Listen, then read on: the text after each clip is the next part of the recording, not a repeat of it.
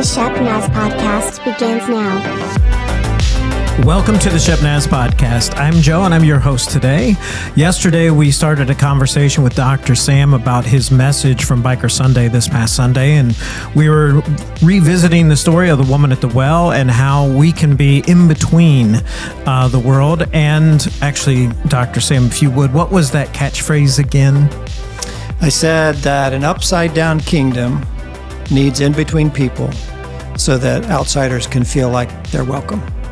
Great. And if you're interested, you can check out that message. It is posted by now at shepnaz.org/media, and you can catch that if you haven't heard it, plus our discussion from yesterday. But we got to talking, and we also wanted to talk a little bit about some things that are changing in Dr. Sam's life and things that he's been doing and things he's going to be doing. So welcome in, Pastor Rob. Yeah, you can take it over at this point. Yeah, so Pastor Sam is with us. Dr. Sam is with us. Although he told me just recently his mother didn't name him doctor. That's correct. So, and I just saw your mom at Ross's thing. It was fun to visit with her, catch up. She came to church a couple weeks ago. Yeah, she was here. I heard. Yeah, that's great. Yes. So So for those of you who may not know, Sam was the pastor of Shepherd Church for 7 years, 8 years? Almost 8, yeah. Yeah, somewhere in that neighborhood. And he was a pastor before I came. I came after he did. And when he left here, he went to Kansas City, or Lenexa, Kansas, and pastored the Central Church for about 8 years. And then, there's a plan here. Then he was elected as the district superintendent back here for about 8 years. I wish it would have been 8 years. Yeah, me too. Yeah, about 2 years. Actually, we go all the way back to college because you and I were in school together. That's right. And Jeff Case, remember Jeff? He was your roommate. Yes, he was. And he was your good friend, played basketball, and then he was my roommate for a while too. So, yeah. But anyway, I digress. Sorry. What were we talking about? Sam. That's it. Yeah. And so you've been the DS here for almost 2 years, a little more than 2 years. A little more than 2 now. Yeah. And so you're actually, today, as we speak, you're still the district superintendent. You're just an interim district superintendent. Right. So you're doing 2 jobs now. And, of course, when you came as district superintendent, you anticipated that you'd be here a lot longer than this, right. But then something came up. Yeah. And so why don't you tell us a little bit about that role that you have the opportunity to serve in? Sure. Well, first of all, I just want to say quickly, the last few places that the Lord's permitted me to serve have been great. Shepherd was such a wonderful experience for us. The first time, Shepherd is a complex organization, school and multiple staff and multiple services and all of that. So that was a wonderful time of growth for me personally and as a minister and for our family. Our son went to high school here, graduated from here in Gahanna, and just had a great time here in the youth group. And then, of course, pastoring at Central was a wonderful experience. And then being a DS, surprisingly to me, was so good.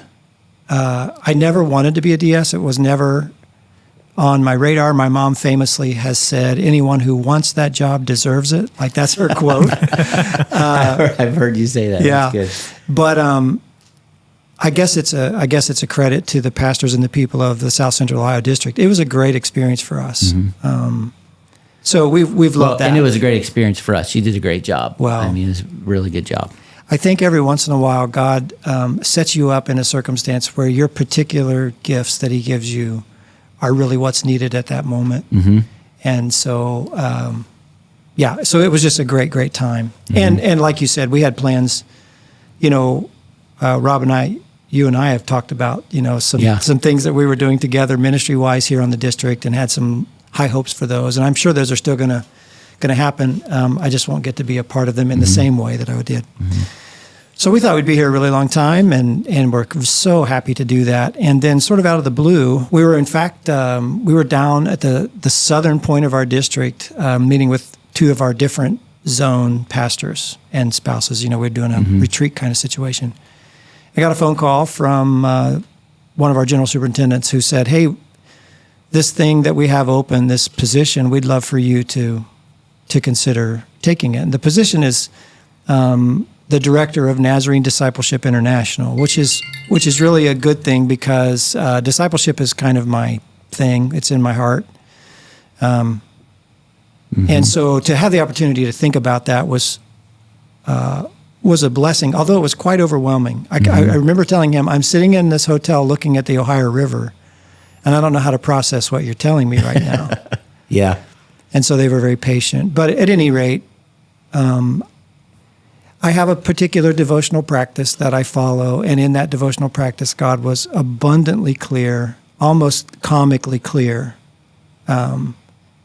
Yeah. And I don't have time to talk about all that, but it was just so clear that even though I've heard it, and it's a great story. Yeah. Well, even though we were so happy with what we were doing, I was clear that God was asking us to make a change. And so, that's hard. We fell in love with these churches on this district and these pastors and families and congregations. And I think, maybe not every DS job is easy, but this one seemed almost easy. And I don't mean that it is an easy job. I just mean God was helping us so much at every turn. So sadly, for those relationships, we had to say yes to the Lord and kind of no to something else, which is the way God always works.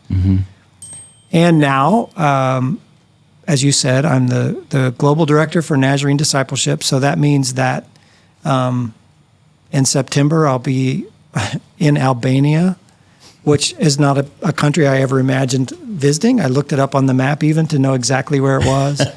October will be in South Africa, and just things like that are just completely out of my frame of reference. But what an opportunity to try and help the church that I love and have given my life to and has raised me, honestly. The church has raised me. What an opportunity to try and help think about and prioritize Jesus' Great Commission. Yeah. So that's pretty exciting to me. Yeah. Well, I think, not what I think matters, but I feel like you're going to be very good at this. I mean, it's, you have the education, it's your passion.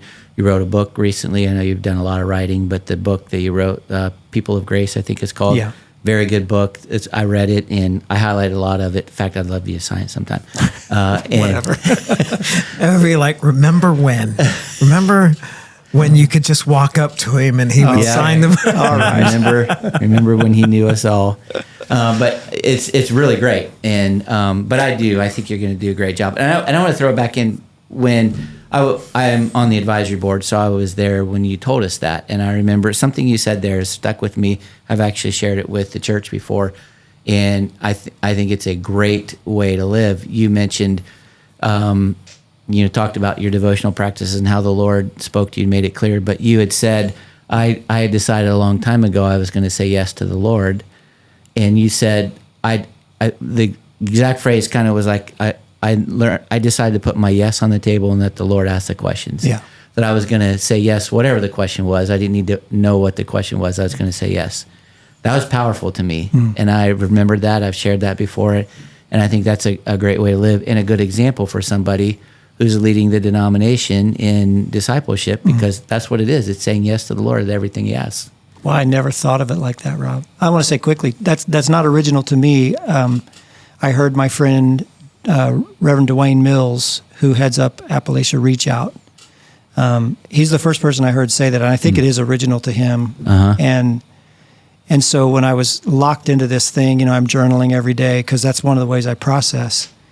And all of a sudden, I don't know, it's obviously the Lord was working in my mind, but it felt like my pen started writing that down. Yeah. And I was almost like passive reading it, like, yeah, this is, and John Wesley said a similar thing. Like I have this beautiful quote from him where he just essentially talks about, I'm not my own. Yeah. So he says kind of, Lord, put me to suffering, put me to rejoicing, whatever you say is the best way. That's what I want. So put your yes on the table and let God ask the question. It's kind of the shorthand, I think, of that broader quote. It's nice to hear that get echoed. My youngest, Luke, who I think was one of your last baptisms. He was the last baptism before I moved. And but he repeated that phrase to me within the past couple of weeks. And we were talking about, things that he's facing right now and decisions that he needs to make. And he goes, I'm going to follow that example. I'll put the yes on the table and just wait for the question. Wow. So it's really the essence of what we call holiness in our denomination. Like It's not. It's full consecration. My entire everything is God's. Yeah. And He chooses from here. Yeah. I've told the story before, but at my ordination, a pastor who was also a big voice singer sang a song, and the chorus is, "The Lord shall choose for me." It's an old song. The song is titled "Submission," and I've copied it many times into my journal just because the words are so meaningful to me. But in 1995, I don't know when you were ordained, Rob, but I was ordained in 95. 93, I think. Yeah.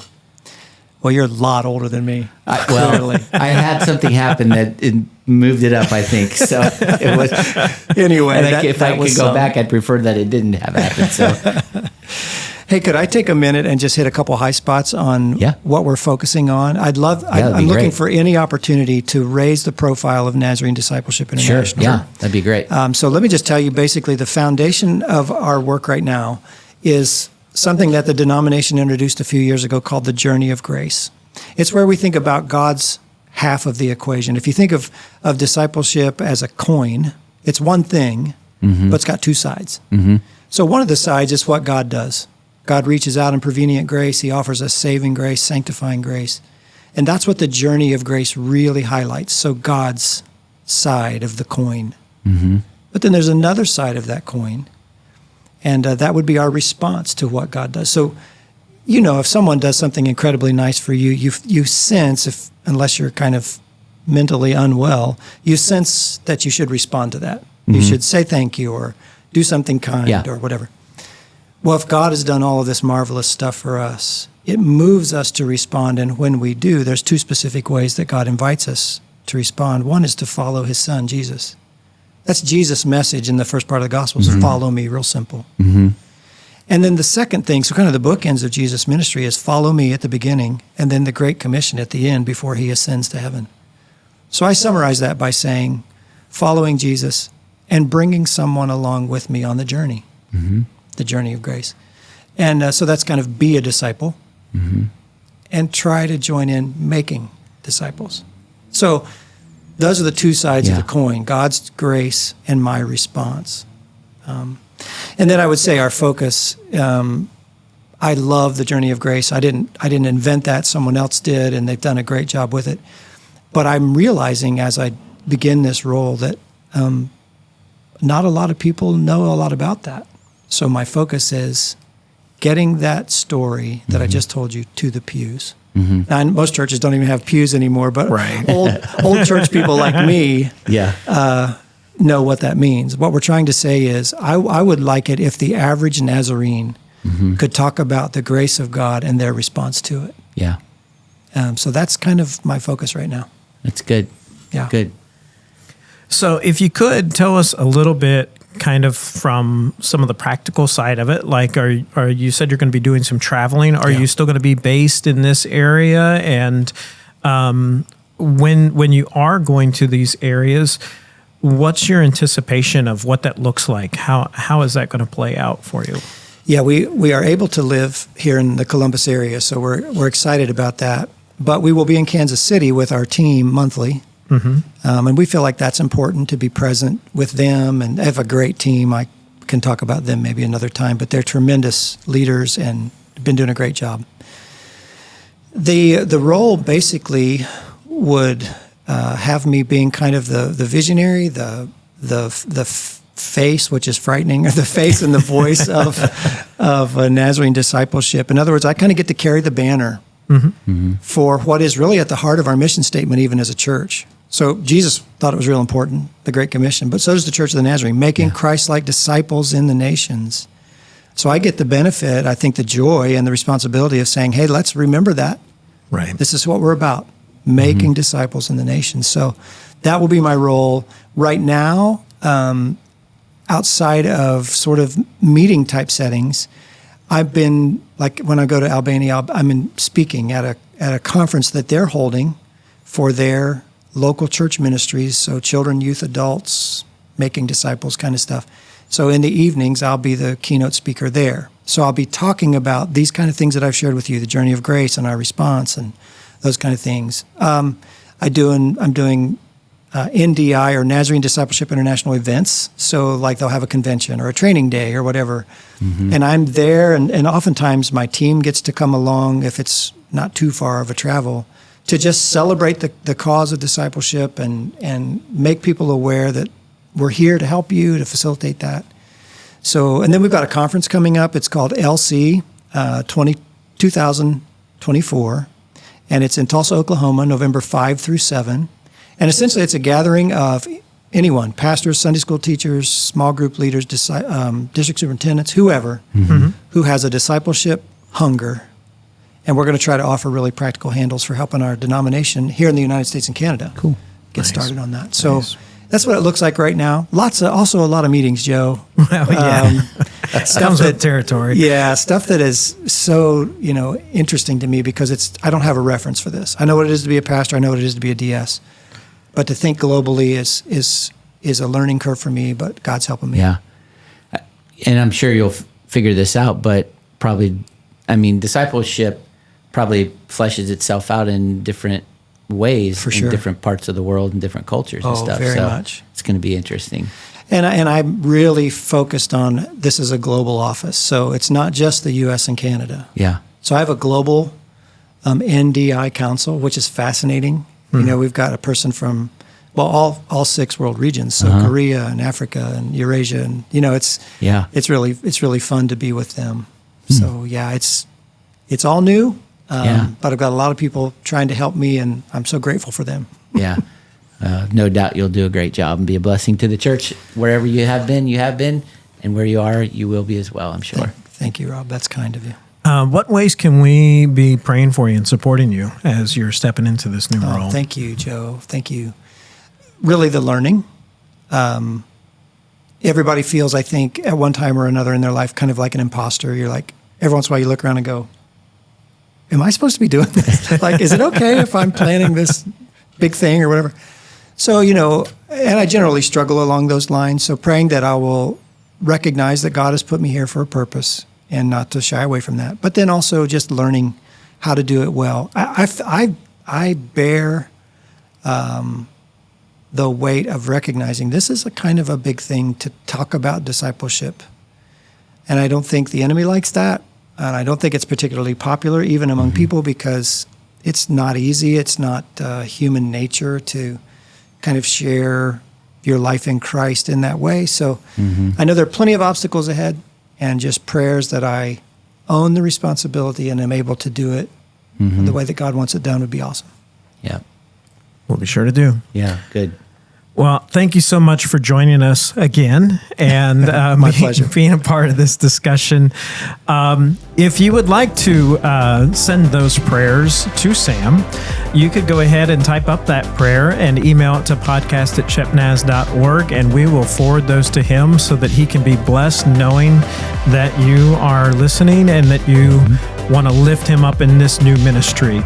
You can also check out everything that's going on with the church by going to shepnaz.org. We encourage you to follow us on Facebook, Instagram, and YouTube. For Dr. Sam and Pastor Rob, I'm Joe. Have a great day. This podcast is a production of the Shepherd Church of the Nazarene, Gahanna, Ohio. Email to podcast@shepnaz.org and let us know what you think.